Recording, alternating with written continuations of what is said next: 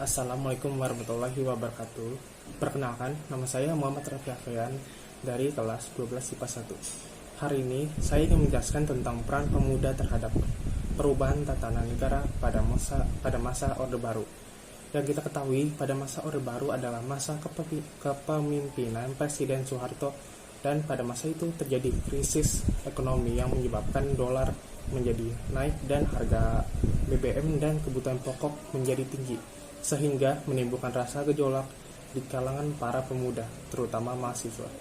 Pada saat itu, sehingga terjadi peristiwa-peristiwa yang membuat berubahnya masa dari masa Orde Baru ke masa reformasi. Salah satu peristiwanya ialah peristiwa Trisakti pada Mei 1998. Sebelum mahasiswa melalui HMI, Himpunan Mahasiswa Islam Denpasar melakukan unjuk rasa menuntut reformasi pada 4 Mei 1998. 4 organisasi mahasiswa mengajukan usulan melalui sidang umum MPR kedua.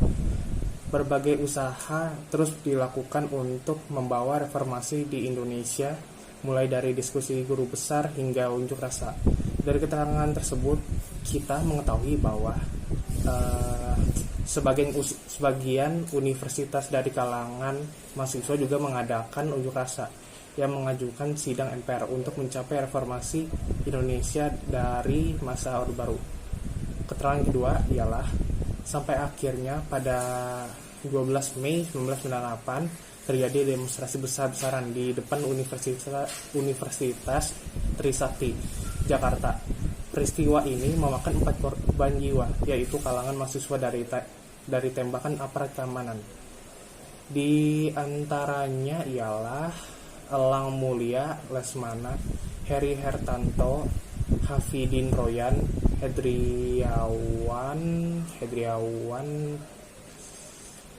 Hedriawan Si. Peristiwa ini kemudian dikenal dengan nama tragedi Trisakti 1998. Mengapa peristiwa ini menimbulkan korban jiwa?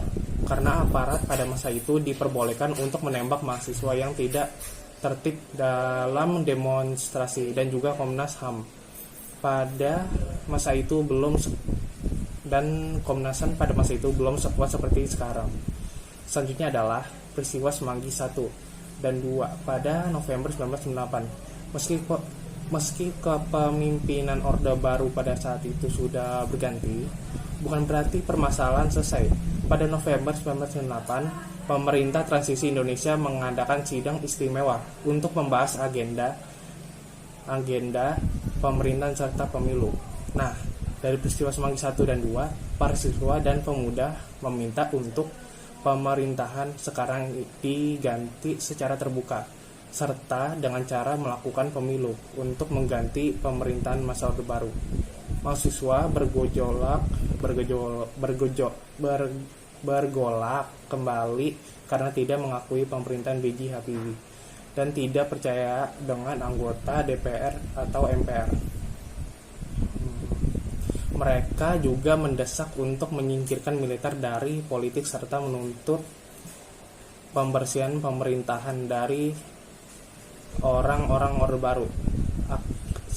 Saat itu, apapun yang dilakukan oleh mahasiswa mendapat perhatian ekstra dari pimpinan universitas karena mahasiswa berada di bawah tekanan aparat. Dari keterangan tadi, kita mendapat kesimpulan bahwa mahasiswa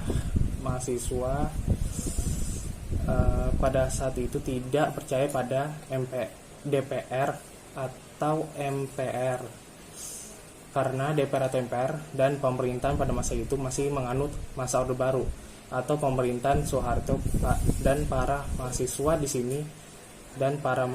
sini adalah untuk menyingkirkan pemerintahan dari DPR dan MPR yang masih memakai orang-orang Orde Baru pada masa itu. Dan kesimpulannya ialah peran pemuda pada masa itu, terutama mahasiswa, sangat penting untuk terjadinya masa reformasi, karena Indonesia sedang mengalami krisis ekonomi yang disebabkan oleh orang-orang Orde Baru dan pemerintahan masa Orde Baru. Sekian dari saya. Mohon maaf bila ada yang kurang. Wassalamualaikum warahmatullahi wabarakatuh.